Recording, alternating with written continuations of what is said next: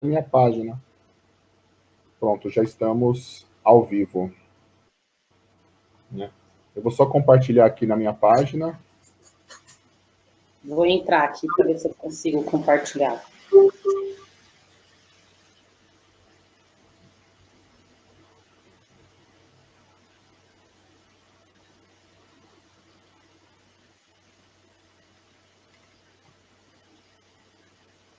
Você que está nos assistindo, aguarde alguns segundos, já iremos iniciar. Estamos aguardando o professor Moacir, que também participará conosco aqui da live, junto com a professora Rita Andrade. Só mais alguns segundos e já estaremos aí debatendo sobre a educação em Guarulhos. Se você quiser aproveitar, pode compartilhar essa live em suas redes sociais, em seu perfil do Facebook. É muito importante esse assunto, envolve a formação de nossas crianças, de nossos jovens. Então, é bom que a sociedade, que nossa população esteja aí bem informada sobre o que vem acontecendo na educação na cidade, né? Que a sociedade esteja ciente aí do que vem acontecendo, de como está a situação da educação. Só mais alguns segundos.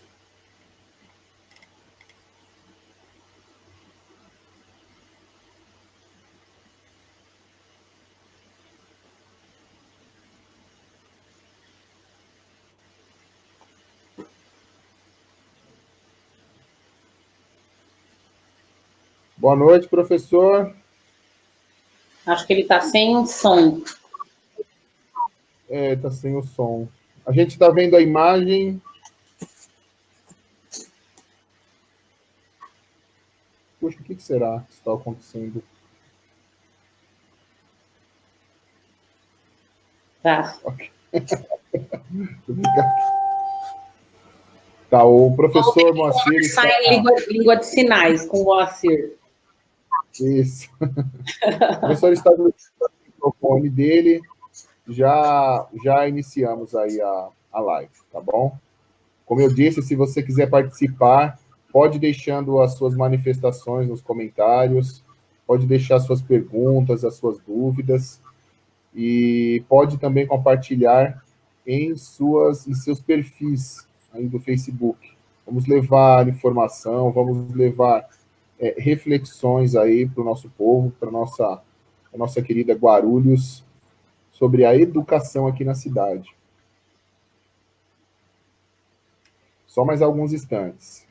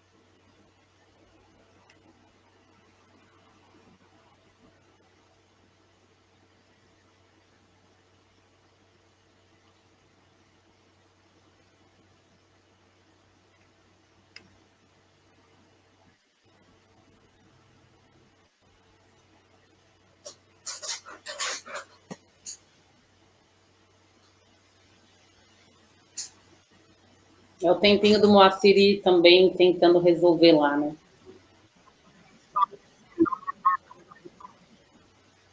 Já vamos. A gente já vai começar.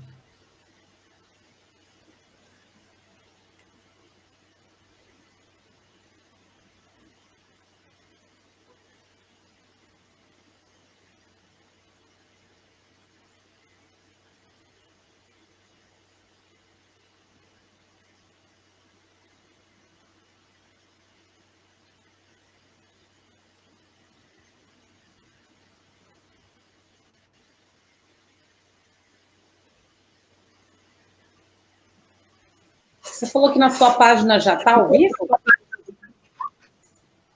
Já está ao vivo. Eu não tô Se vocês vendo. quiserem compartilhar. O WhatsApp, né? Professor, Agora acho que a gente está te boa ouvindo. noite, professor. Agora, opa, agora que estávamos ouvindo, ele está com a linha técnico lá, mas eu queria... Vamos dar início, então, assim que o professor Moacir puder entrar. Olá, me ouvem agora? Agora consegue me ouvir? Não, professor, não estamos... Agora Vai. sim, agora estamos ouvindo. Que a Rita disse que estava, Agora você que não, aí... Então, pessoal, desculpa aí. Não, agora... Desculpa a dificuldade aí. Tudo bem. Eu vou tocar do celular mesmo, sem problema. As coisas... Ao vivo acontece essas coisas, normal. Normal acontecer. Somos todos... Eu gostaria de desejar uma boa noite para... Somos todos principiantes nesse negócio. Eu gostaria aqui de desejar uma boa noite. É verdade. As lives agora é uma forma que as pessoas estão encontrando de levar informação para as pessoas, né? O distanciamento social. Então, virou um instrumento aí importante, né? Mas necessita aí de ajustes, né? Estamos peritos nessa. Mesmo sou iniciante também, né? Então, boa noite a todos. Eu queria agradecer do professor Moacir e da professora Rita Andrade. Vamos falar hoje, para quem começou agora nos assistir, essa live de hoje sobre a educação aqui em Guarulhos, né? Eu vou falar um pouquinho dos debatedores de hoje aqui. Para quem não me conhece, eu sou Edson Evaristo, conhecido como Edinho aqui no bairro da Vila Galvão e na região.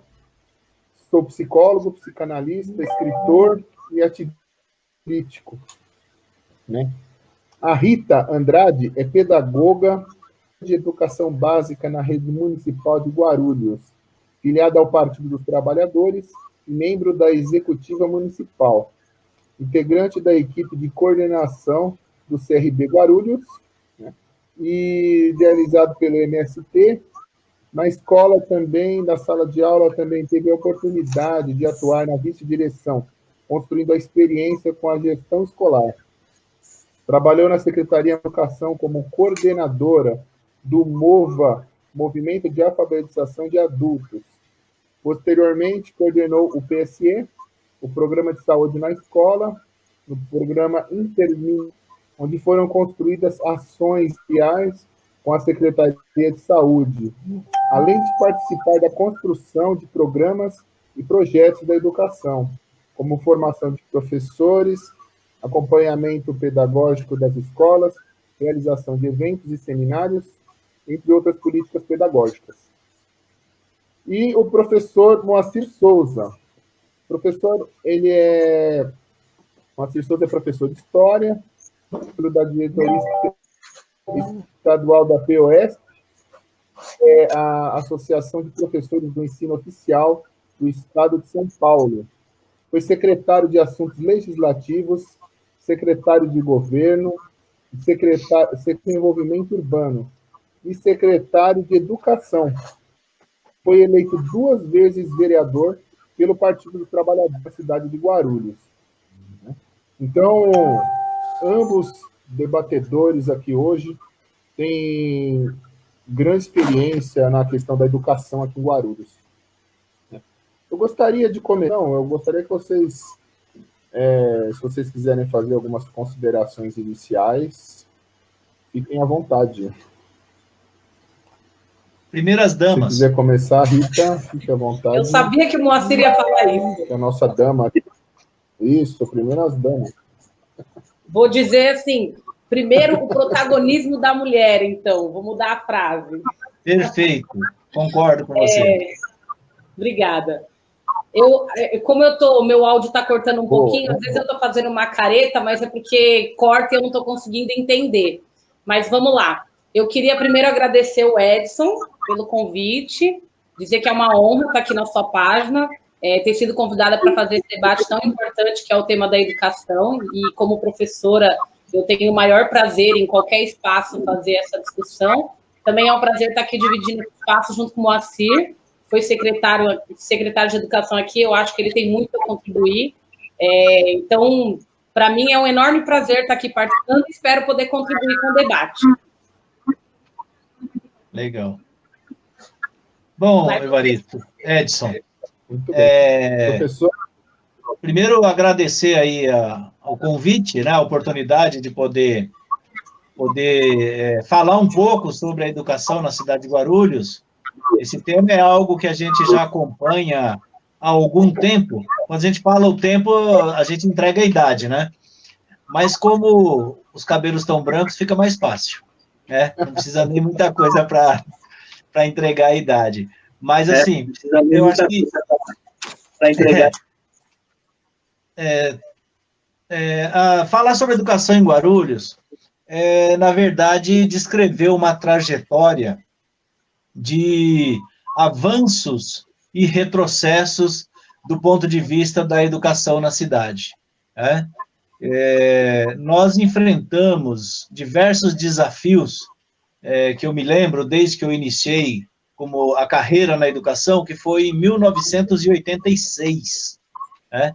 1986, então, eu ainda tinha 22 anos de idade, foi quando eu iniciei o meu trabalho na área da educação, e sempre aqui na cidade de Guarulhos. E de lá para cá, o que nós pudemos ver de avanços, tanto na rede municipal quanto na rede estadual, foram algumas conquistas, porém, que ainda temos muito a fazer nessa área. Né? Então, debater esse tema com você, que está se colocando aí à disposição para ser um candidato a vereador, né? Você inicia a sua divulgação do seu nome, da sua plataforma, e se coloca como uma pessoa em condições de defender os interesses da cidade de Guarulhos na Câmara Municipal, eu acho que é essencial.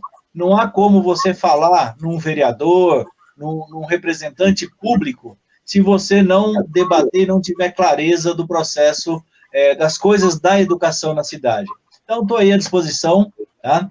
Para aquilo que você julgar necessário. Fique à vontade para colocar os temas, as polêmicas e tudo os desafios que você consegue enxergar a partir de uma outra perspectiva que não a de pessoa intrinsecamente envolvida na educação, como é o meu caso e também o caso da Rita.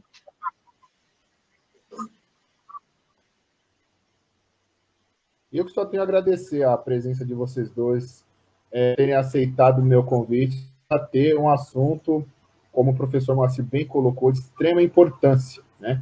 E que qualquer pessoa que se proponha a trabalhar como um ativista político ou até mesmo um vereador aqui na cidade de Guarulhos, em qualquer cidade, na verdade, né? É um tema importantíssimo para qualquer cidadão, para qualquer pessoa. Envolve o futuro de nossas crianças, de nossos cidadãos, de nossos jovens. Então, é importantíssimo que a sociedade esteja ciente do que vem acontecendo com a educação aqui na cidade de Guarulhos. Né? No caso da nossa cidade aqui, mas isso qualquer cidadão ele tem que estar, assim, inteirado das condições da política pública de educação do seu município. Né? Eu gostaria de começar falando sobre, justamente, o planejamento, como está o planejamento da educação aqui em Guarulhos. Né? Há alguns dias, surgiu uma denúncia aí no site, no GTEC News. Eu vou colocar aí para vocês verem. Eu vou colocar aqui. Essa denúncia de que a prefeitura acabou jogando toneladas de comida fora porque acabaram vencendo nas escolas devido à falta de aulas. e esse alimento acabou estragando. E a gente tem muita gente passando necessidade aqui na cidade. Praticamente todo dia alguém entra em contato comigo dizendo que está precisando aí de uma cesta básica, que o auxílio emergencial não está dando conta para pagar aluguel, água, luz, não está dando conta, então às vezes precisa de um outro tipo de ajuda. E mesmo assim houve essa denúncia aqui, né? A gente não sabe se isso confere o site G7 News. Ele simplesmente informa que procurou a Secretaria Municipal de Educação e eles informaram que são cuidadosos com a questão da data, com a questão dos alimentos e tal, mas não deram mais informações, né, segundo o site aqui. Então, eu gostaria que a gente pudesse iniciar falando sobre a questão do planejamento da educação aqui em Guarulhos, né? Como está a questão do planejamento educacional, como está a condução da política educacional aqui em Guarulhos de uma forma geral, né? Antes, eu queria desejar, falar aqui algumas participações. A Carolina Antonioli desejando boa noite para todos aqui. A Viviane Basquera também desejando uma boa noite aqui para a gente. E se você estiver nos assistindo, pode deixar suas perguntas, fazer as suas manifestações aqui, que a gente vai comentar aqui ao vivo, tá bom?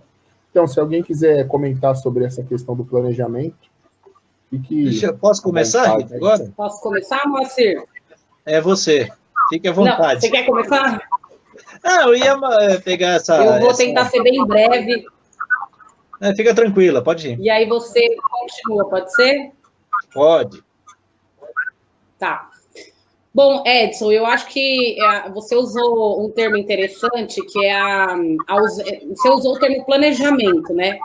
E eu posso afirmar, a partir das minhas experiências como professor e o que a gente sente na escola, que a gente costuma usar a palavra o chão da escola, né? Que as coisas se refletem sempre lá.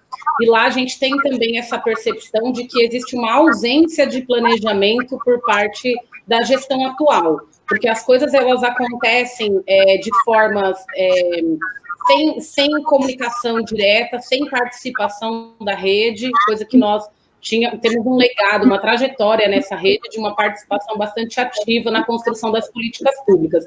Então, em relação a essa denúncia, né, é claro que a gente não pode afirmar de fato se isso ocorreu, mas no caso, como trata-se de uma denúncia, a gente pode perceber que talvez tenha havido aí sim a falta de um planejamento em relação aos insumos da alimentação escolar, que tem um período de validade e, por consequência, no período em que as aulas foram suspensas, pode ser que esse alimento ficou estocado nas escolas, houve uma demora para retirar, isso é uma questão que é fato, da mesma forma que houve demora na entrega das cestas básicas, logo no início da pandemia, até hoje o calendário de entrega das cestas básicas, nem sempre ele é cumprido à risca, existe muito atraso, existe muita alteração de data em cima da hora, então, de fato, a gente percebe que tem bastante dificuldade em relação às medidas que estão sendo adotadas, sobretudo agora nesse período de pandemia.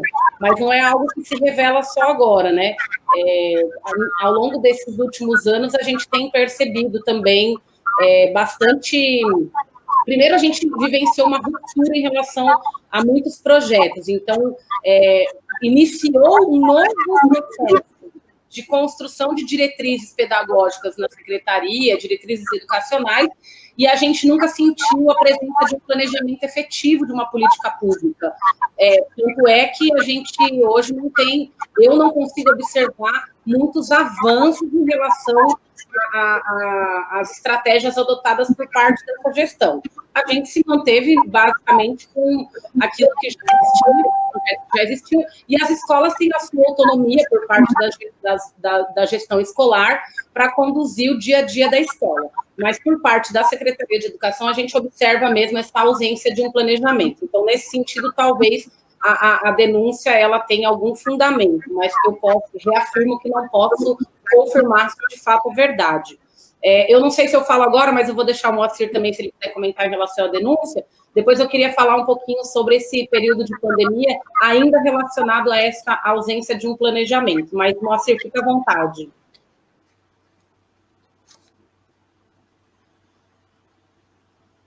Acho que seu microfone está desligado. Verdade.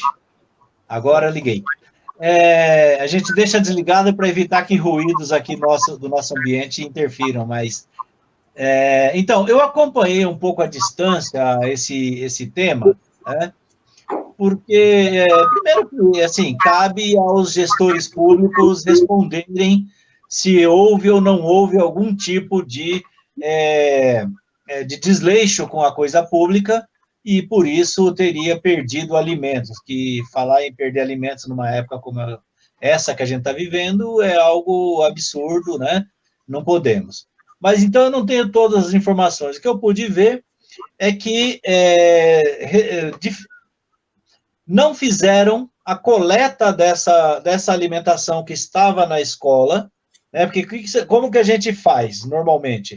Você encaminha alimentação para as escolas, sempre pensando num uso mensal, é um calendário mensal, né? E essa alimentação vai sendo utilizada e, num determinado momento, chega a do mês seguinte. Então, todo mês é feito desta forma, né? Quando chega próximo às férias, por exemplo, mês de novembro, final do mês de novembro, a secretaria verifica na escola a alimentação que tem lá estocada e qual a data de validade, né? Esse é o correto, porque se tiver alimentos que pode vir a vencer, ter seu prazo de validade, naquele período de férias que não vai ter consumo, ou o consumo vai ser muito menor, você tem que ir lá retirar e dar outro tratamento para isso, para esses itens, né, da alimentação escolar.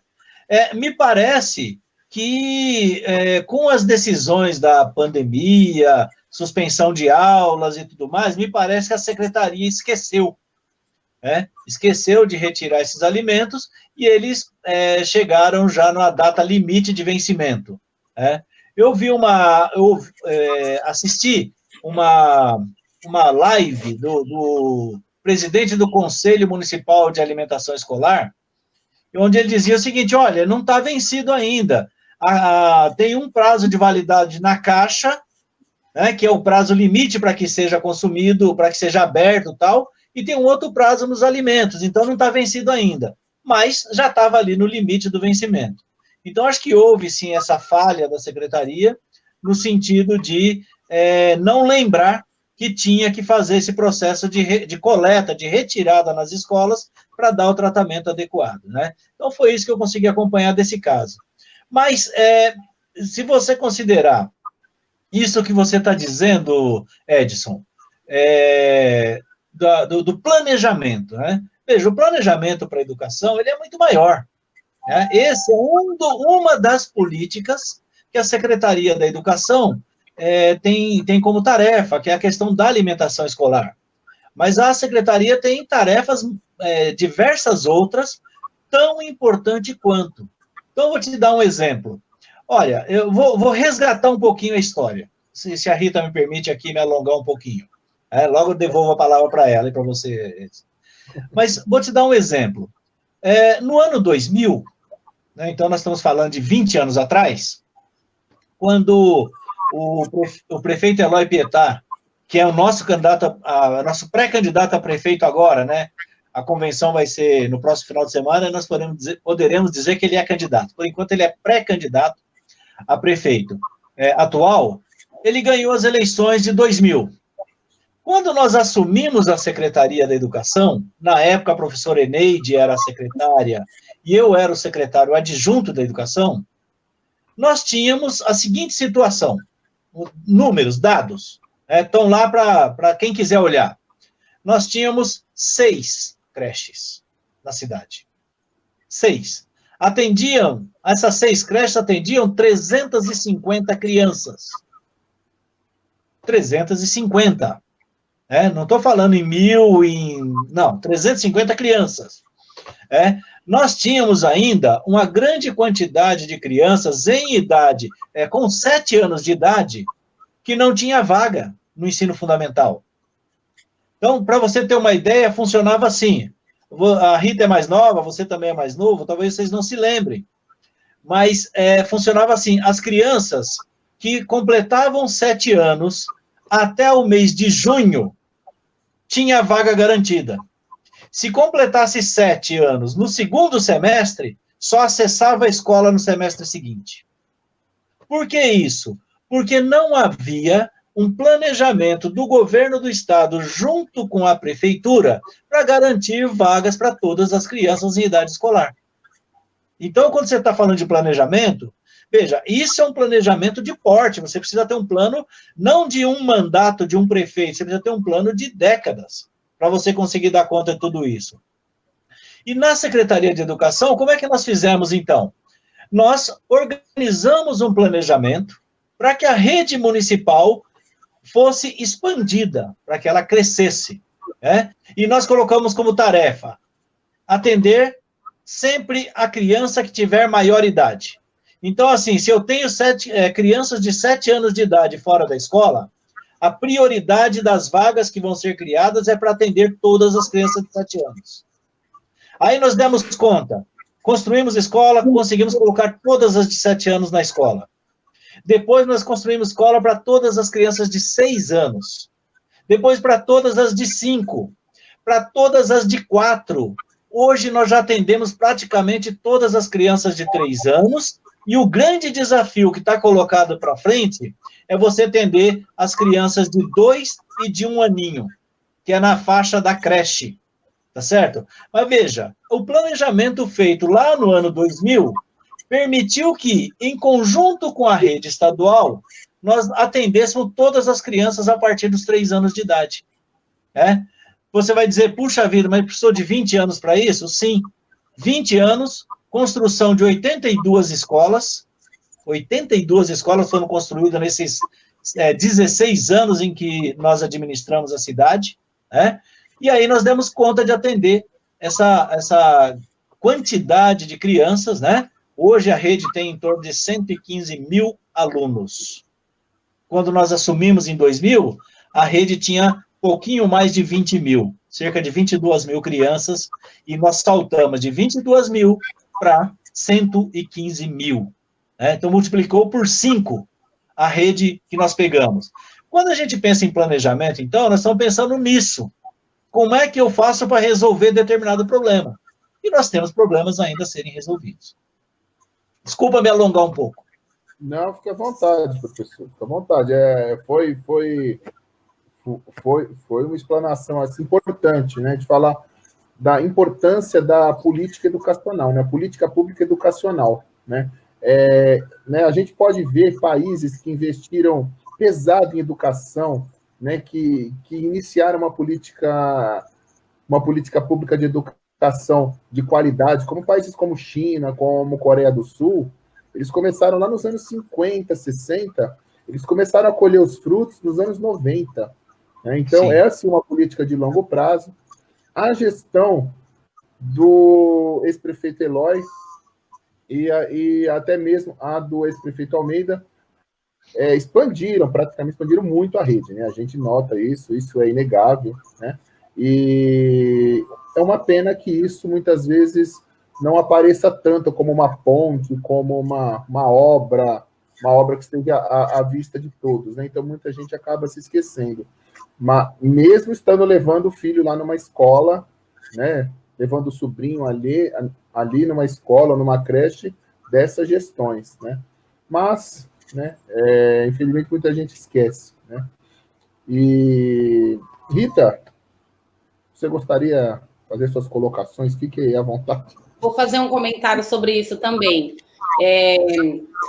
Por isso que a gente precisa ter muito claro qual é o projeto de sociedade que a gente acredita, e quando a gente pensa num governo, seja ele municipal, estadual, federal, a gente precisa ter muito clareza qual é o projeto que esse governo representa. Quando o Moacir traz todo esse histórico das gestões anteriores, é claro que todo esse planejamento está pautado num projeto de sociedade, né? Que ele está falando da universalização do acesso, da democratização. Então, quando a gente vê hoje uma realidade onde nós vemos um movimento muito grande de privatização, né?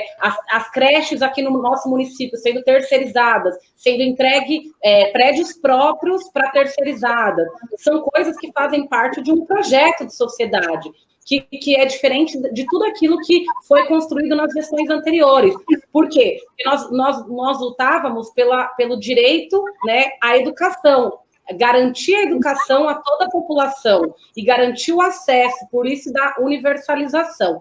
Então, a gente precisa ter bastante clareza quando a gente estava falando aqui que o nosso candidato é o Eloy Petai, não é segredo para ninguém, nós três aqui acreditamos nele enquanto candidato, porque ele defende um projeto de sociedade que nós acreditamos que está pautado nesses princípios. Sobretudo de uma escola que vai formar cidadãos críticos, uma escola emancipadora, pautada na concepção freiriana de educação.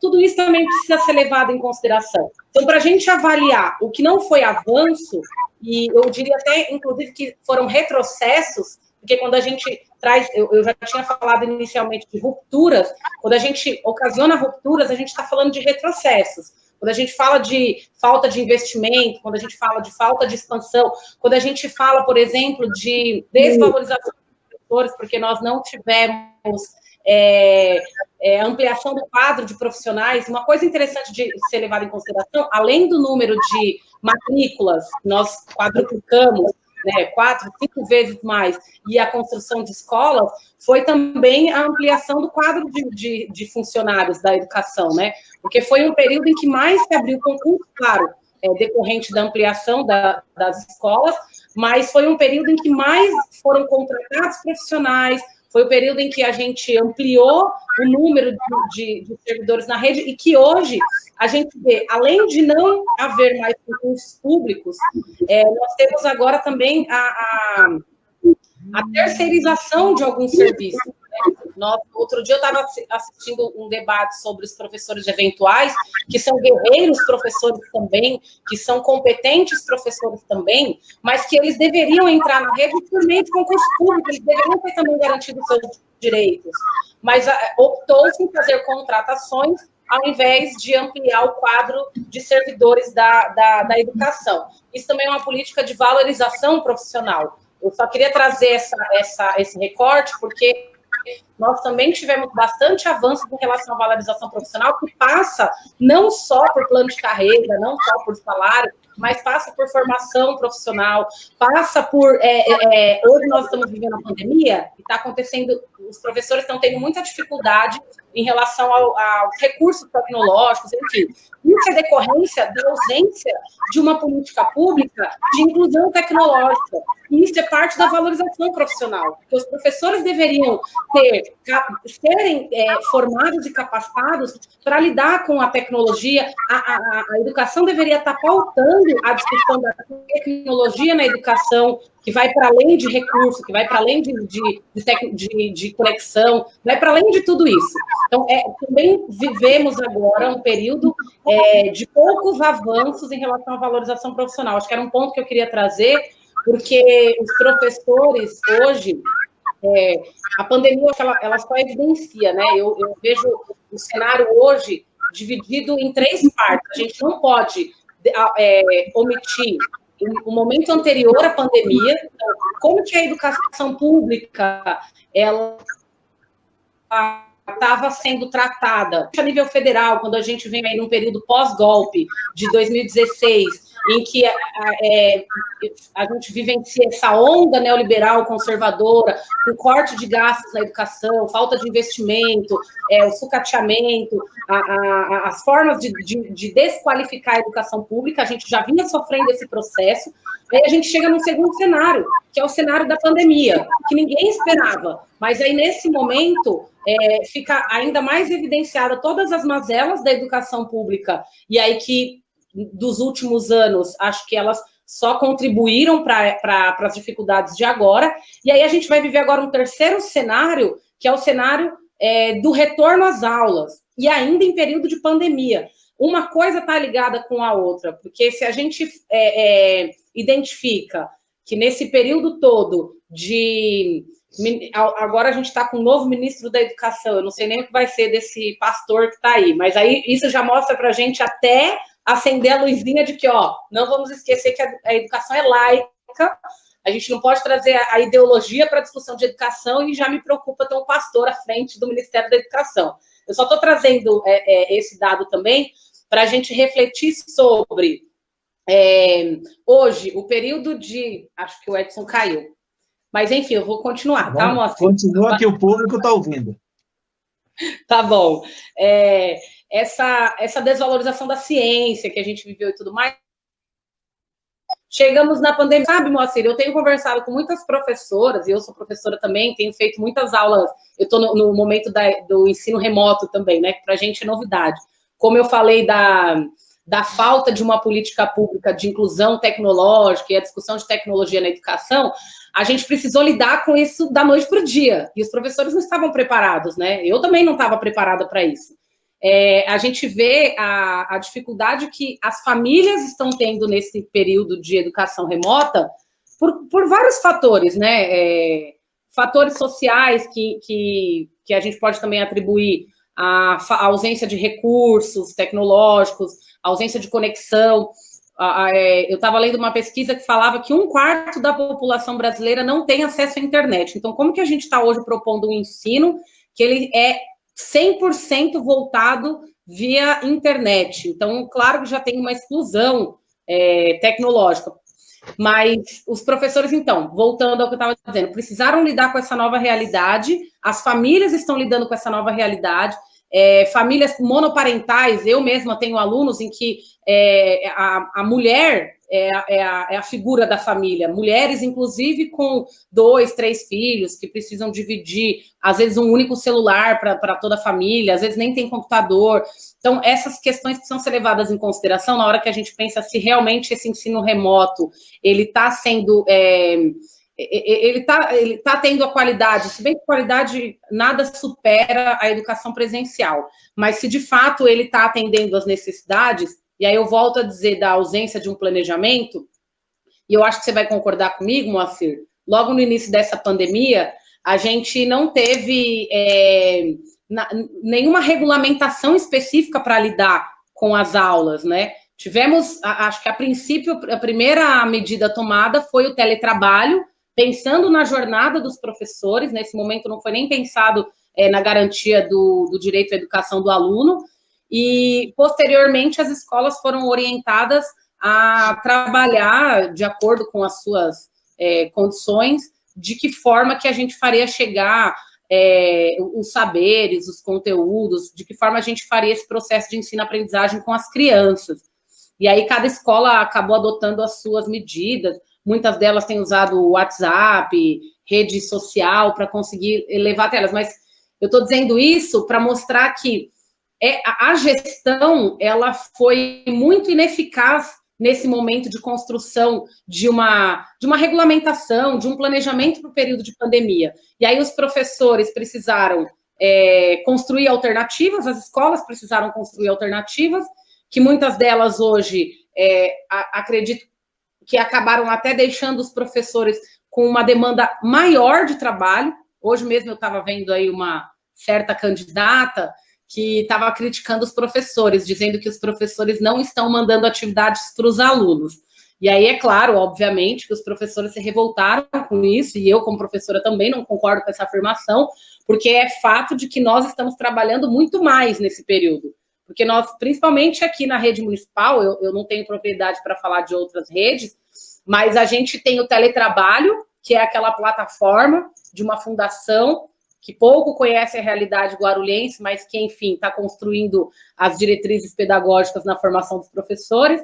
Temos, aí as escolas adotaram por oferecer materiais impressos para os alunos, muitas escolas têm feito isso, então os professores estão elaborando esses materiais, essas aulas. Estamos tendo que também produzir aulas virtuais, que é a forma também de chegar para o aluno minimamente a parte didática dessas aulas. Então, assim, os professores, e aí eu fico pensando, eu não dobro, mas imagine um professor que dobra com outra rede. O quanto essas pessoas estão trabalhando hoje para lidar com todos os desafios que nós não estávamos preparados.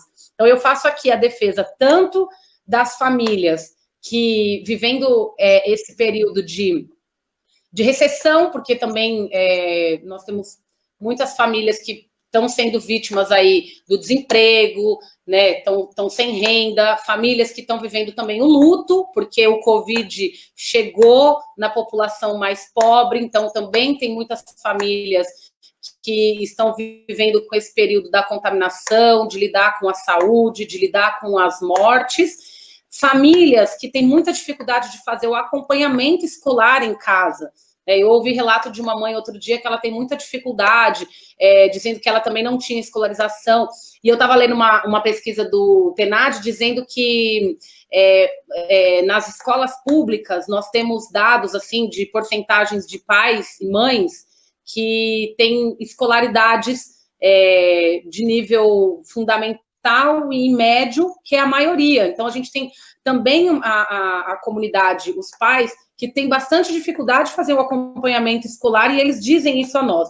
Então, é preciso considerar as fragilidades e as dificuldades das famílias nesse período de aula remota, por isso que a gente não tem condições de exigir, e é preciso também considerar as dificuldades dos professores em lidar com a ausência também de recursos, porque a gente está precisando utilizar recursos próprios, como conexão, computador, celular, com capacidade de memória, compactar a aula, gravar vídeo, enfim. Eu acho que se os professores estiverem me ouvindo, eu acredito que boa parte deles vão concordar comigo que está sendo um grande desafio da gente se apropriar de muitas dessas ferramentas, que também não é fácil. Então, eu acho que eu estou perguntando, né, Moacir? Vamos deixar você falar um pouquinho? Fique à vontade. Eu só estou preocupado que o Edson caiu e não voltou. E a gente está na página dele. Mas vamos continuar, né? Acho que eu não sei exatamente como que ele previu o processo do debate. Vamos nós falando, né? As pessoas estão nos acompanhando, a gente vai...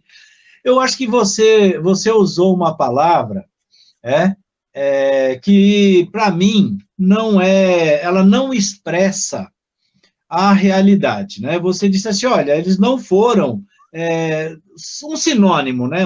Eles não foram competentes, né? Para cuidar, para lidar com isso tudo. Eu te diria, Rita, que eu acho que não é uma questão de competência ou efetividade. É uma questão de projeto diferente. Você se recorda que todos os professores tinham um notebook? Você se recorda que o nosso projeto era levar a internet até as escolas?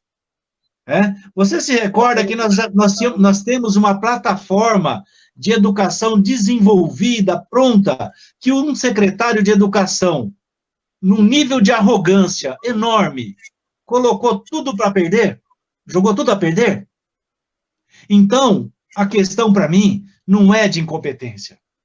A questão é de um projeto, e muita gente embarcou no discurso fácil, no canto da sereia. Eu me lembro o quanto eu sofri, quantos ataques eu sofri, porque eu estava desenvolvendo, implementando esse projeto de tecnologia na educação. Claro que eu não estava pensando que um dia poderia ter uma pandemia e nós teríamos isso. Não era essa a ideia. A ideia de ter um projeto de tecnologia na educação é de garantir que todos os professores, todos os alunos, todas as escolas mudem de século, entrem no século XXI. E, infelizmente, por um projeto privatista, um projeto de privatização, que é o projeto que esse prefeito tem, que é o projeto que os secretários de educação que vieram depois têm. E, nesse sentido, eles tiram tudo e não colocaram nada no lugar. O que eles colocaram do ponto de vista da tecnologia? Nada. Tiraram os notebooks dos professores. Alguns professores até comemoraram, viu? Me lembro bem. Até comemoraram. Muito bem, não sei se estão comemorando ainda. Eu acredito que não. Qual foi o avanço que houve do ponto de vista da discussão do projeto político-pedagógico da rede municipal? Não houve nenhum avanço. Trouxeram a Fundação Lehman, que é financiada por um dos homens mais ricos do Brasil, que eu tenho certeza que o interesse dele não é ter uma escola pública de qualidade. Aí o Evaristo voltou, aí, o Edson Evaristo voltou. Eu tenho certeza que ele acredita muito mais na escola particular do que na escola pública. Então, assim, não é uma questão de competência, é uma questão de projeto diferente. E hoje está se colocando a candidatura para a reeleição, mas vai ter que dizer isso, né? Então, quando ele terceiriza as unidades escolares, não é porque ele acha que não é possível ser pública, é porque ele acredita que a escola tem que ser privada, a escola tem que ser particular. Aliás, é dono de uma escola particular, não é isso? E o secretário da Educação, toda a sua família, a tradição familiar, era da escola particular. Então, você veja, a diferença de quem acredita que tem que ser uma escola universal, universal para todos, universal em todos os sentidos, universal do ponto de vista do acesso, do direito à vaga da criança, universal do direito ao conhecimento de tudo aquilo que foi produzido pela humanidade em toda a nossa história, universal do ponto de vista da inclusão, daquela criança que tem mais dificuldade, ela ter mais apoio para permanecer na escola, ter mais apoio do ponto de vista do ensino e da aprendizagem, né? Ela tem que ser universal do ponto de vista das raças, do gênero, ela tem que ser universal do ponto de vista econômico. Não me importa quanto ganha o pai da criança, o que importa é, a criança tem que ter uma vaga, se pode ganhar mais ou ganhar menos, mas tem que ser tratada no mesmo nível. Então, isso é o que a gente acredita. E me parece que quem está governando a cidade não acredita nessas coisas. Me parece que eles acreditam que tem que ter uma escola para os ricos e uma escola para os pobres. Então, não se trata de competência, se trata de projeto diferente. Desculpa a minha... Não, gente, antes de até descer alguns comentários aqui, eu queria pedir desculpas. O meu computador reiniciou do nada e o Windows começou a fazer ali a reparação, enfim, demorou alguns minutos aí. Eu peço desculpas por essa Sem problema. Técnica. A gente tomou conta aqui da sua página. Ótimo, foi mesmo. Tenho certeza que só ganhou em qualidade aí, né? Assim, eu queria tecer alguns comentários. Bom, antes de tecer alguns comentários, eu vou mostrar aqui que estão me cobrando de colocar os cumprimentos na tela, assim, ó. Carolina mandou um boa noite, né? A Carolina Antonioli. A Viviane também desejando boa noite. Carolina dizendo que está assistindo. A Sandra Soria, eu acho que é assim que se pronuncia, desejando boa noite, né? A Maria Batista também, que é professora, minha amiga professora, nos desejando também uma boa noite aí. Luciana também, moradora aqui da Vila Galvão há muitos anos também, desejando uma boa noite. A Sandra Soria também fala, né? E sem os recursos, né, Rita? Porque os professores perderam os computadores que a outra gestão entregou aos professores da rede. Eu não sabia dessa informação. Os professores perderam os computadores, então? Foi assim, Edson. Explica para ele o que ele falou. É que foi justamente no momento que você perdeu a conexão. Mas nós desenvolvemos todo um projeto de tecnologia na educação. Esse projeto, ele tinha uma série de ações para que ele se completasse.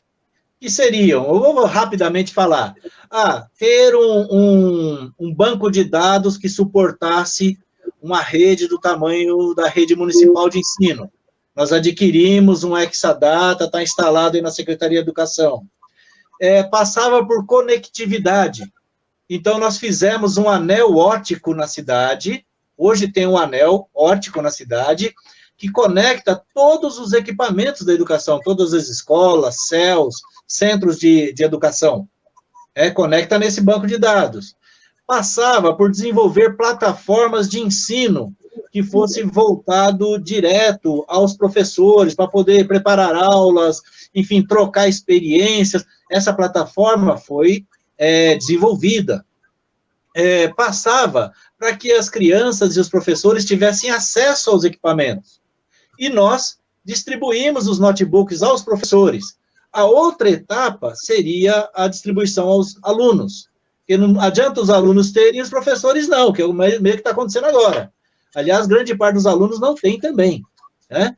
Então, o que aconteceu? Logo que essa nova gestão chegou, eles recolheram os notebooks dos professores, dizendo que depois ia entregar novamente, que não sei o quê, rompeu o contrato da plataforma de educação, rompeu o contrato, colocou na gaveta, não sei o que aconteceu, e simplesmente abandonou o projeto.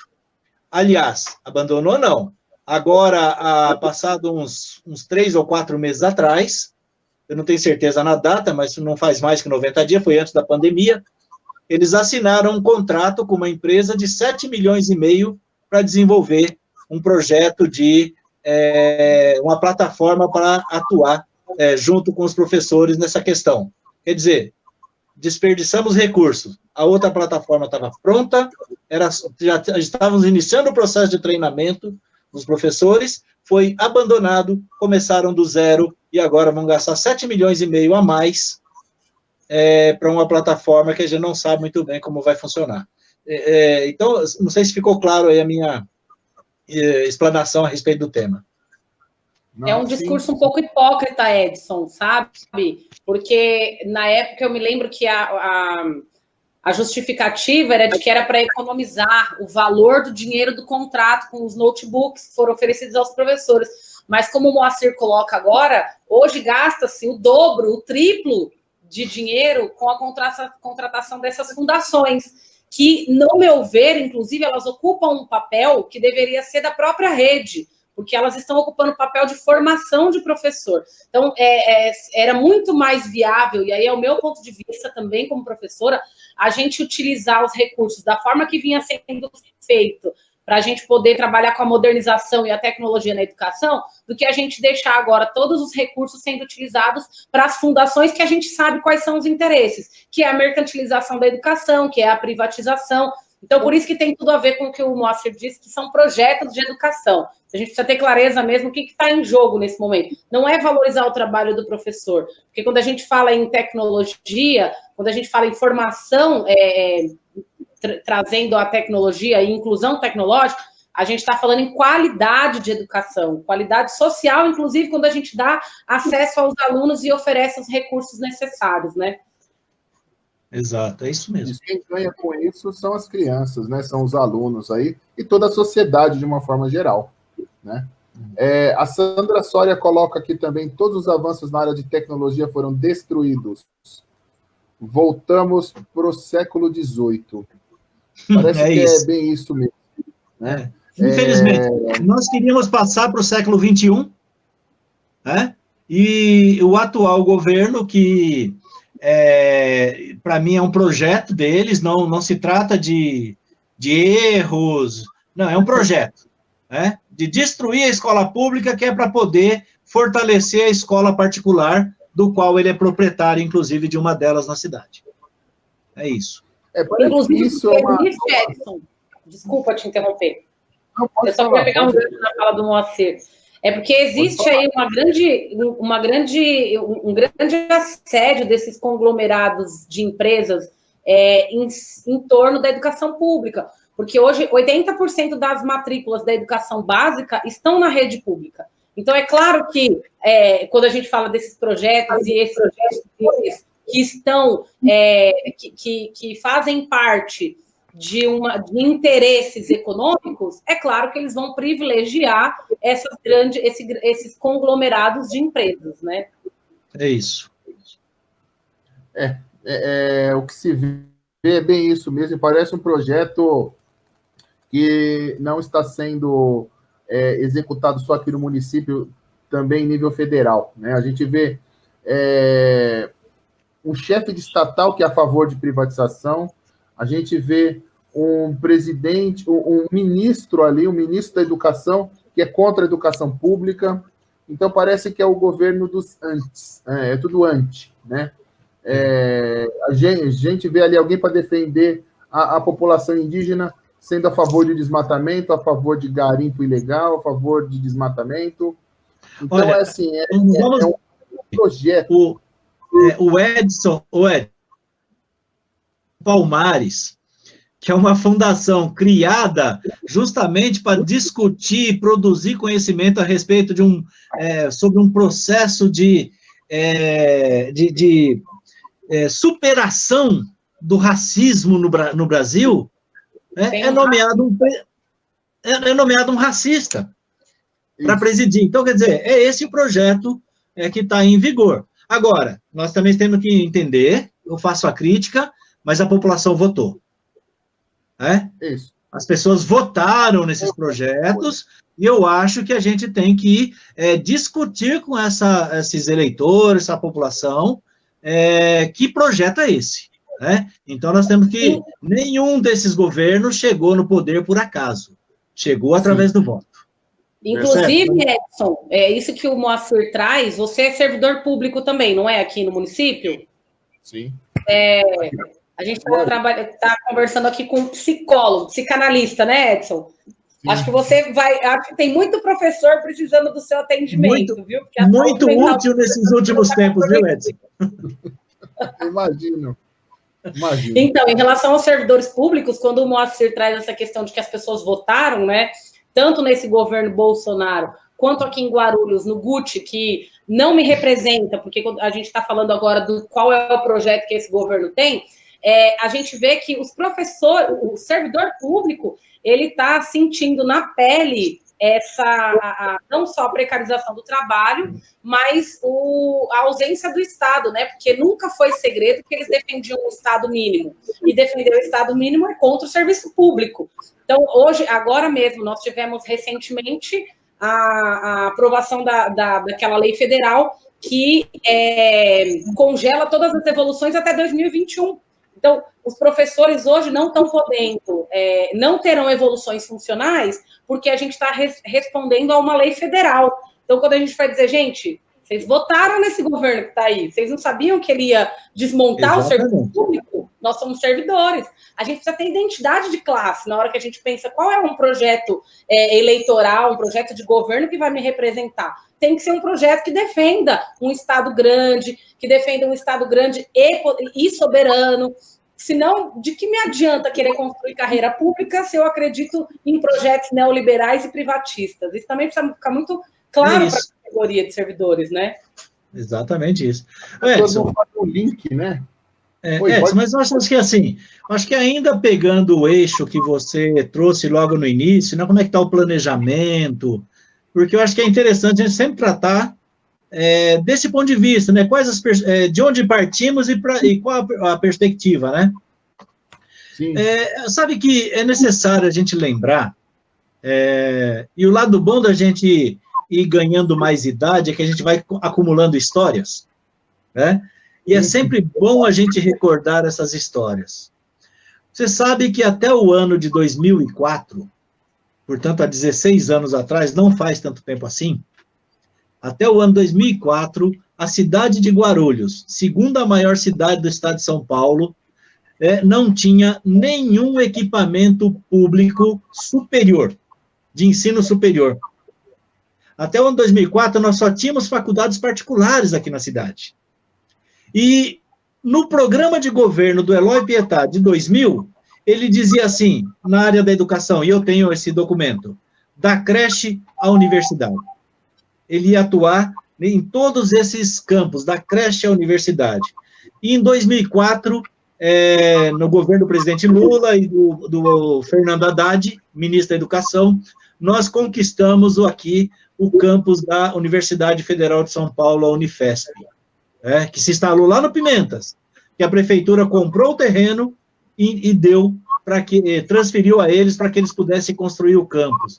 Olha, 2004, a segunda maior cidade do estado de São Paulo, para você ver como a elite guarulhense tratava a cidade. Tratava a cidade apenas como uma forma de abocanhar lucros e morar em outros lugares.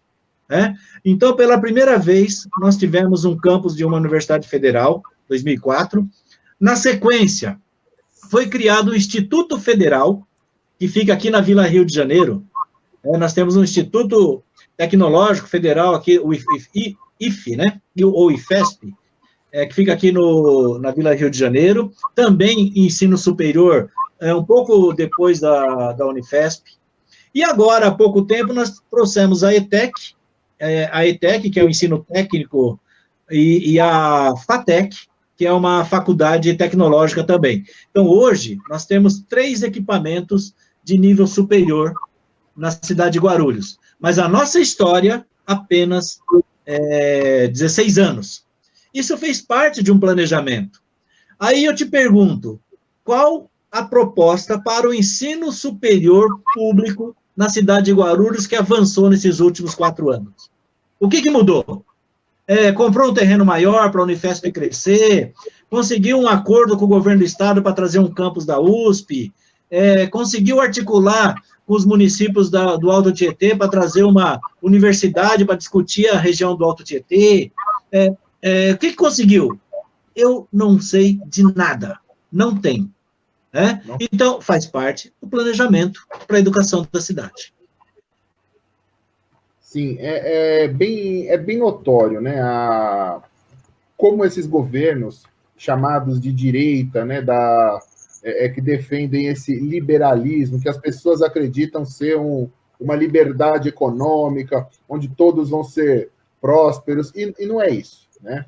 Liberalismo, a gente sabe, na prática, que é a concentração de renda na mão de alguns, enquanto outros vão ser ali, vão sustentar esses que têm dinheiro nas mãos, né? Que têm ali grandes quantidades de renda nas mãos. É basicamente isso, né? Essa liberdade econômica não existe, é uma ilusão, mas as pessoas ainda ficam inebriadas com esse canto de sereia, né? Da mesma forma como ficaram inebriadas com o Bolsonaro, né? Por exemplo, que falava ali em resolver a questão da criminalidade, falava ali em resolver diversos problemas ali, aparentando uma coragem, até agora não fez absolutamente nada. O Brasil não tem uma política de segurança pública e nem vai ter, né? Só se fala em matar, em cortar, em destruir, não se fala em construir nada, não se fala em uma política pública de absolutamente nada.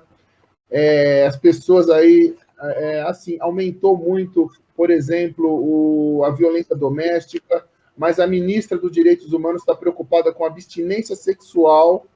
Quer dizer, não tem direcionamento nenhum em política pública alguma aqui no Brasil, né?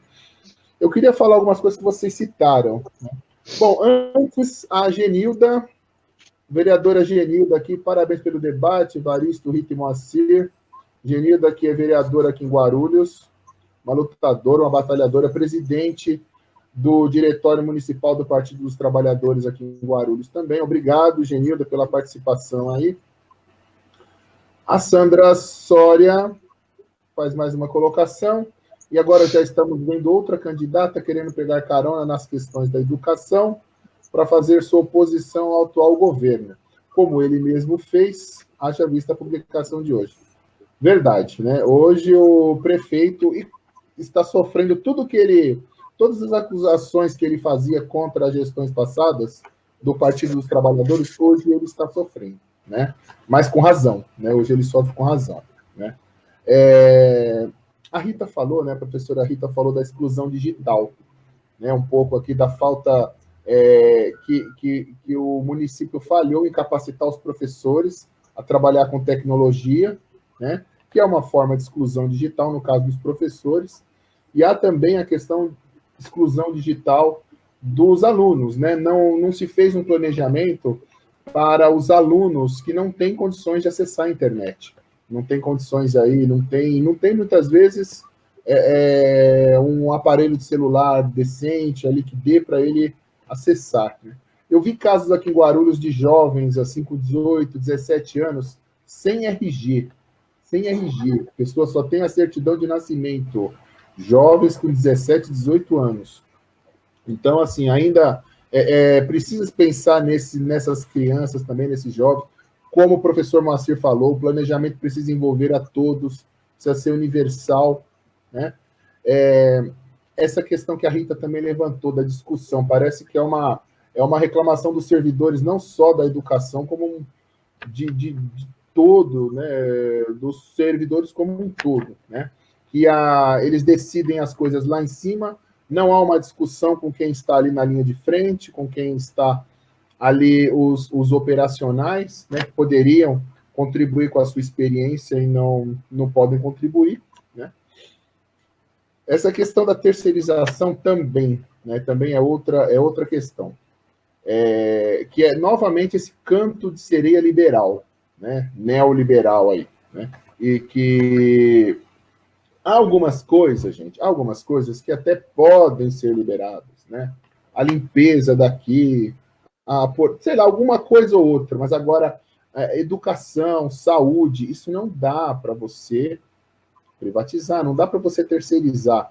Essas pessoas, esses funcionários, precisam ter um treinamento, precisam saber o que estão fazendo, eles precisam ter vínculos com aquilo que se propõe a fazer, com aquela política pública. E isso é impossível de acontecer quando há um serviço terceirizado. Primeiro que não se valoriza o profissional, né, o servidor público ali, e há também essa questão de mercantilizar certos serviços que não deveriam ter essa característica de mercantilização, né? Então, como bem foi colocado aqui, o professor também citou aí, é um projeto de mercantilizar tudo, transformar tudo numa questão empresarial, numa questão mercadológica. E saúde, educação, né? A formação de uma criança não é uma questão mercadológica. Eu não estou falando nada contra as escolas particulares. Elas servem, sim, muitas vezes para complementar, né, a educação pública. Nada contra. Porém, se fazer uma política pública para beneficiar o particular, não dá, não pode, né? Não pode. Como o professor Moacir também disse, uma política pública educacional ela precisa ser universal e voltada para todos, para ricos e pobres. Infelizmente, aqui no Brasil, a gente ainda tem essa concepção, muita gente tem concepção, inclusive muita gente também pobre que precisa do serviço público, ele tem a concepção de que o serviço público é o ônibus, a escola pública, a creche, é para pobre. Porque quando você tem dinheiro, você tem que ter um plano de saúde particular, você tem que colocar seus filhos numa escola pública particular, e você tem que andar de carro, e não de ônibus, né? E não é assim que funciona, né? Isso é um pensamento muito, muito característico do Brasil aqui, né? Então a gente precisa começar a ver o serviço público sendo um serviço para todos poderem usar. Ricos e pobres, quem tem dinheiro, quem não tem dinheiro, quem tem carro, quem não tem, quem pode pagar uma escola particular ou não. Não é porque é público que tem que ser de qualidade baixa, né? Então o cidadão brasileiro precisa começar a ser mais exigente também com o poder público no sentido de exigir serviços públicos de qualidade. E não perder de vista isso, que o serviço público deve ser universal. Não é para pobre, não é porcaria, não é o que sobra. A política pública, assistencial, no caso, ou educacional, ela não tem que ser com o que sobra. Ela tem que ter prioridade, né? E a gente vê que isso não é prioridade, né? A gente vê que prioridade aqui é fazer com que algumas classes privilegiadas mantenham seus privilégios, enquanto outros ficam com as sobras, né? A grande maioria da população fique com as sobras aí, né? A gente já passou da 1h, nem parece, né? A gente já está 1h e 8 minutos falando aqui, né? Se vocês quiserem fazer mais algumas considerações, gente, fiquem à vontade. Então, a gente vai para as considerações finais? Pode fazer considerações, se for finais ou não, a gente volta a discutir, se for o caso, não tem problema. Mas pode ir. Tá bom. Não, então eu vou... Posso, Moacir? Claro. Não vou pedir permissão, não. Eu vou falar isso. É isso mesmo, Rita. Não vou pedir permissão, é verdade. O Edson, que é o moderador aqui, já que me permitiu, então eu vou começar. Edson, eu acho que tem uma questão que é um assunto que está sendo debatido bastante agora e nos próximos dias vai vir à tona, que é o retorno às aulas.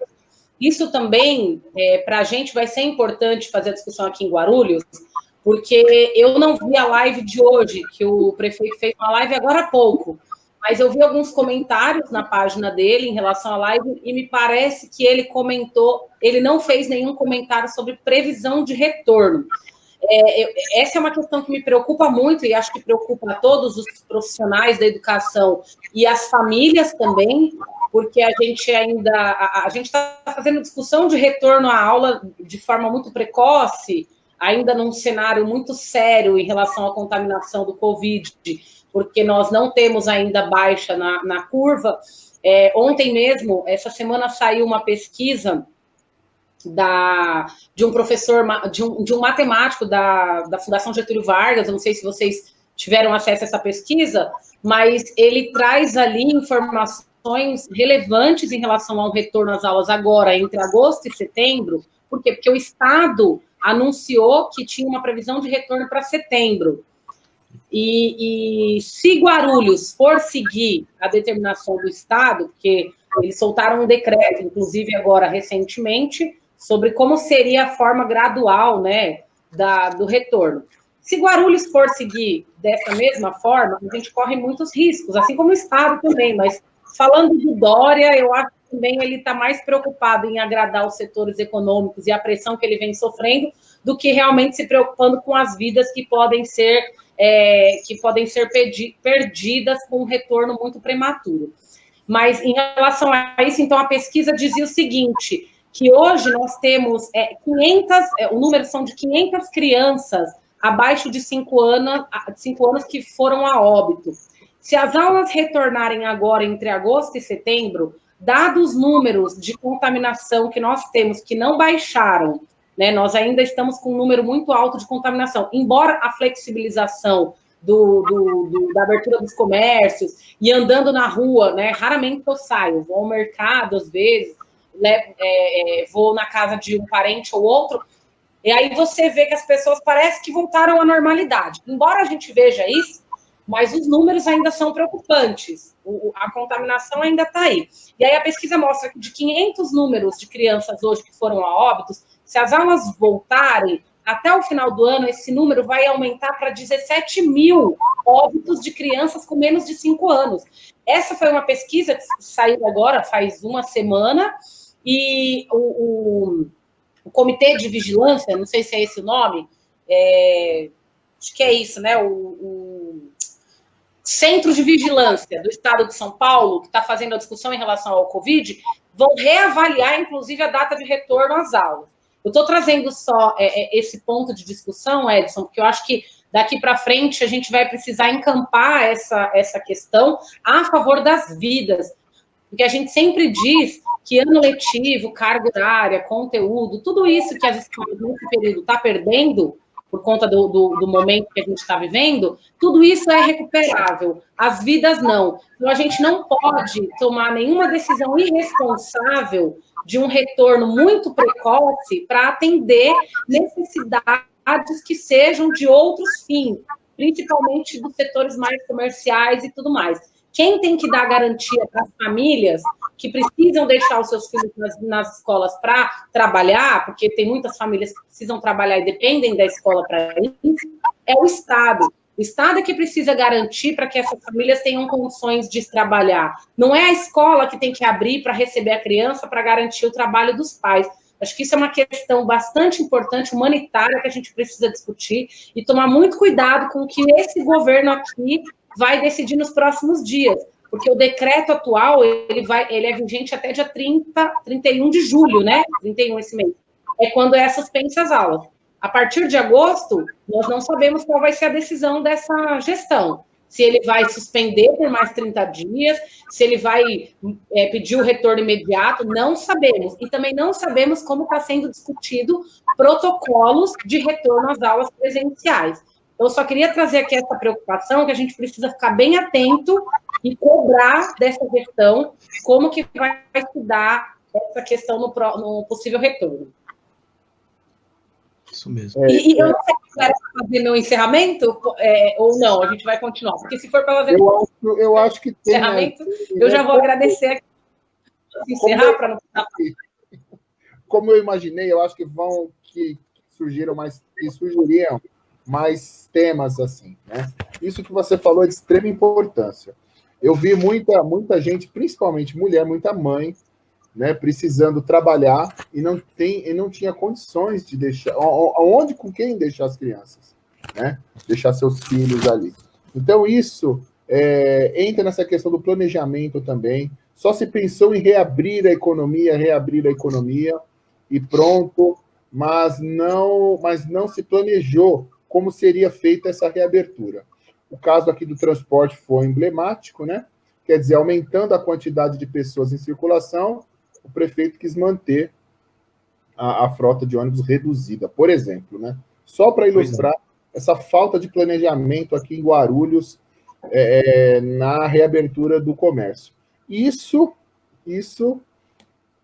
morrendo mais de 1.000 pessoas todos os dias, né? Mais de 1.000 pessoas todos os dias perdendo sua vida para o Covid-19. Isso é inédito no mundo. Todo o país reduziu as mortes para poder pensar em reabertura da economia. E qual foi a estratégia utilizada aí, né? A estratégia utilizada foi manter os trabalhadores, as pequenas empresas em dificuldade, manter ali os pequenos comerciantes em dificuldades, com aluguel correndo, contas de água e luz correndo, quer dizer, sem apoio nenhum. Consequentemente, essas pessoas se voltaram contra o isolamento social. Eles ficaram contra o isolamento social, porque para eles o problema não era uma falta de apoio do governo, e sim a questão da quarentena, era o isolamento social que era o problema. Então essas pessoas começaram a se voltar contra o governador Dória, contra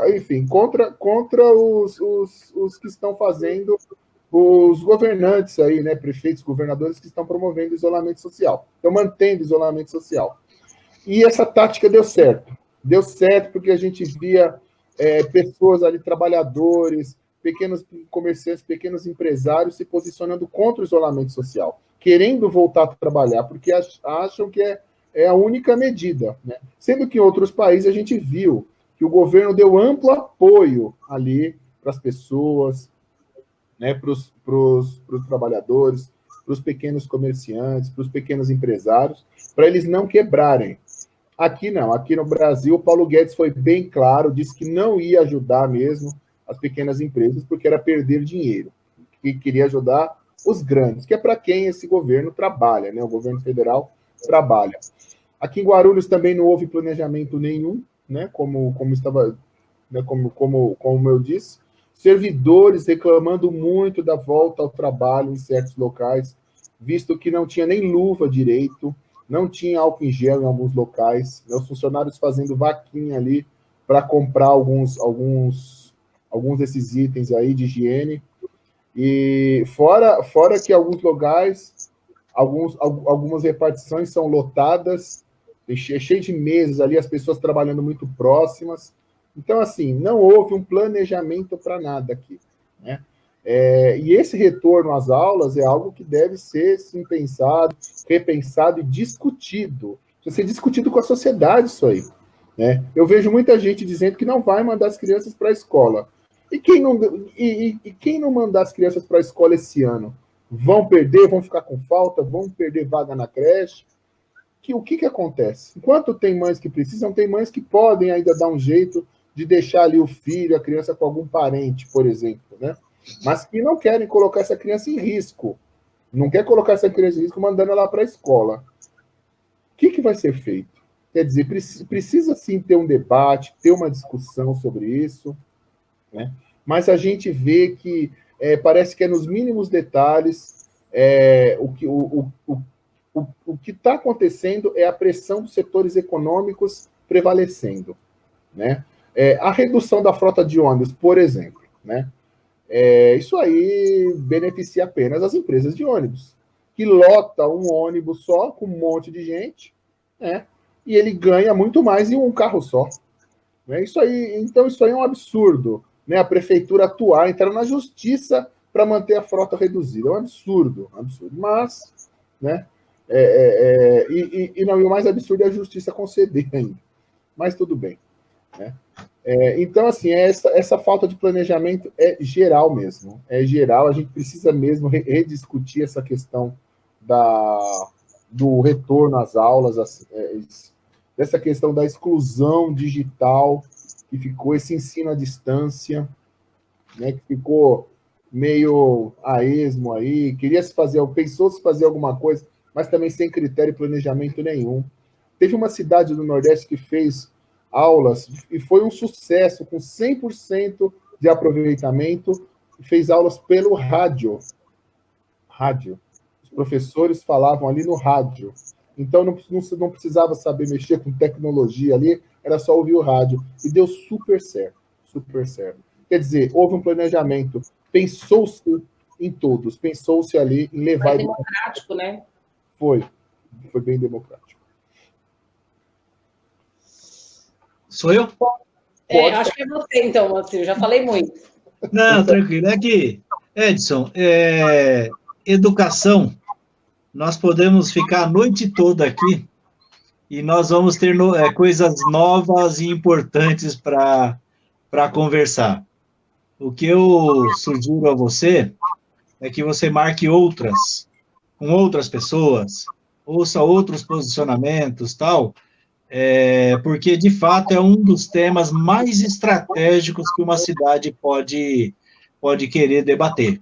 Né? E como você é o nosso pré-candidato a vereador, eu espero que tenha uma boa votação, que consiga sucesso nessa empreitada que você está fazendo, e que nos represente na Câmara com essa riqueza de debate. Então, quando você propõe uma discussão como essa, que eu não vejo nada mais estratégico do que isso. Claro que tem outras coisas importantes, mas coisa importante é diferente de estratégica, né? Importante é aquilo que a gente faz porque, senão, é para a nossa vida. Agora, estratégico é aquilo que a gente faz pensando no futuro, né? Então, tem muitas coisas importantes, mas tão estratégico quanto a educação, eu não enxergo. Então, eu sugiro que você permaneça nessa trilha, convide outras pessoas, construa esse debate, porque ele é fundamental.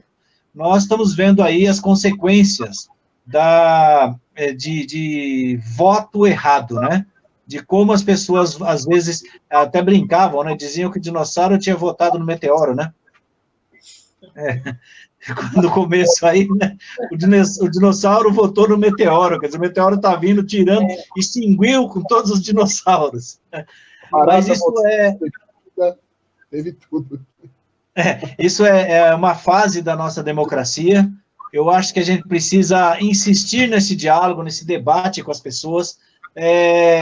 Hoje a gente faz via rede social, porque nós não podemos correr risco e ir até as comunidades e até os bairros para conversar. Mas assim que a gente puder voltar, nós temos que procurar os bairros, procurar as lideranças da cidade e colocar essa discussão em pauta. É uma discussão essencial. E quero parabenizar você pela iniciativa, desejar muita sorte nessa empreitada que você está se colocando. É um desafio enorme. Eu fui candidato 2 vezes e eu sei o quanto é difícil, porque você vai enfrentar mais de 1.000 candidatos, né? Você vai debater com mais de 1.000 candidatos e para você ter sucesso tem que ser um dos 34 mais votados da cidade. Então, é um desafio enorme, é uma empreitada, mas que vale a pena porque você discute temas importantíssimos para a cidade. Você vai discutir a questão do transporte, da saúde, da infraestrutura, da organização da cidade, e vai discutir temas também tão importantes e tão estratégicos quanto a educação. Então, parabéns aí para você. Quero cumprimentar a Rita. A Rita é uma das nossas mais novas lideranças na educação. Eu fico feliz quando a gente tem como passar o bastão adiante, né, Edson? A gente vai passando o tempo, e você sabe que hoje eu tomei uma decisão na minha vida de fazer uma outra carreira, né, e fui estudar arquitetura, né? Então, hoje eu estudo arquitetura e urbanismo, espero concluir o curso ano que vem e ser um arquiteto aqui da cidade, né? Já estou atuando aí nas discussões de plano de urbanismo, né, plano de desenvolvimento urbano, tudo mais para a cidade, mas é uma opção que eu fiz de retornar aos bancos da faculdade, né? Mas a gente tem que passar o bastão. E aí, acho que a Rita é uma dessas gratas lideranças novas que está chegando aí, vamos colocá-la, porque eu tenho certeza que tem muito fruto para dar ainda, tá bom? Muito obrigado a você, e também agradecer aos professores que estão acompanhando, a Sandra Soria, que é uma pessoa muito competente, tem muita capacidade de refletir sobre o processo educativo. Obrigado, Edson, por isso, por essa oportunidade. Eu que agradeço, Márcio, agradeço muito a sua presença aqui, né, em aceitar o convite, e a Rita também, agradeço muito aos dois, de discutir um tema como você disse, um tema de suma importância, um tema que as pessoas devem se atentar, sim. A gente não pode se guiar apenas pelas questões econômicas, né? A formação do ser humano é de extrema importância, né? Eu queria só colocar aqui algumas considerações das pessoas aqui. O Carlos Souza nos parabenizando aqui pelo debate de alto nível. A Simone Alves, ela coloca um link aqui de uma matéria, a previsão de retorno às aulas para 8 de setembro. Ela está criticando isso, né, dizendo que o matemático foi irresponsável, né? Para quem quiser acessar o link depois, fique à vontade, está nos comentários. É uma notícia do site do governo de São Paulo, né? Claro que eles vão dizer isso. Isso, verdade. Ela está fazendo uma crítica aqui. Quem quiser conferir depois, fique à vontade, mas eu acho que tudo deve ser bem discutido com a sociedade, como a gente bem colocou aqui. Deve ter uma discussão mais aprofundada nisso aí. O prefeito prorrogou para 9/8, eu acho que é a nova decisão, né, dele. A Maria Batista, agradeço aqui a participação da Maria Batista. Mesmo não fazendo parte da educação em Guarulhos, gostei muito do debate. A Luciana, né, ótimo debate, parabéns aos três. E a Sandra Soria nos parabenizando também, muito obrigado pela participação. A Carolina Antonioli também nos parabenizando e nos desejando boa noite. Muito obrigado também pela participação também a todos aí. Quem quiser deixar perguntas depois da live, fique à vontade, pode escrever nos comentários.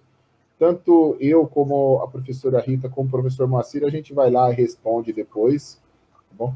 E, então é isso, eu gostaria de agradecer a todos. A Rita, eu acho que quer fazer as suas considerações finais.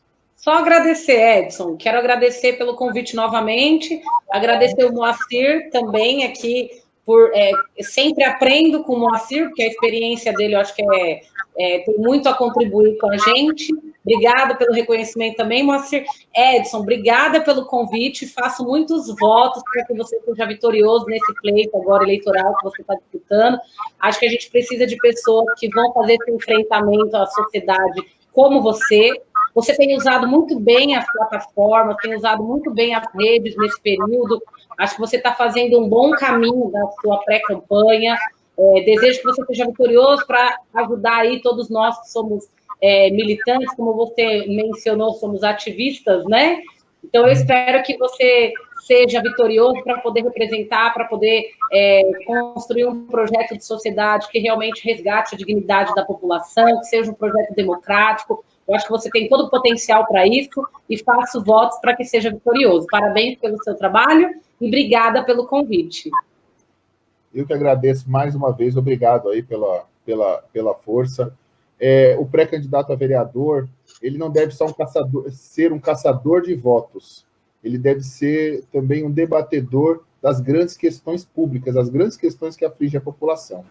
E o que você vê, o que a gente vê por aí é muita gente caçando voto a qualquer custo, né? Então, eu espero que o eleitor guarulhense fique atento a isso, né? Essas lives aqui não buscam só caçar voto, não é essa a intenção, né? A gente está na pré-campanha, né?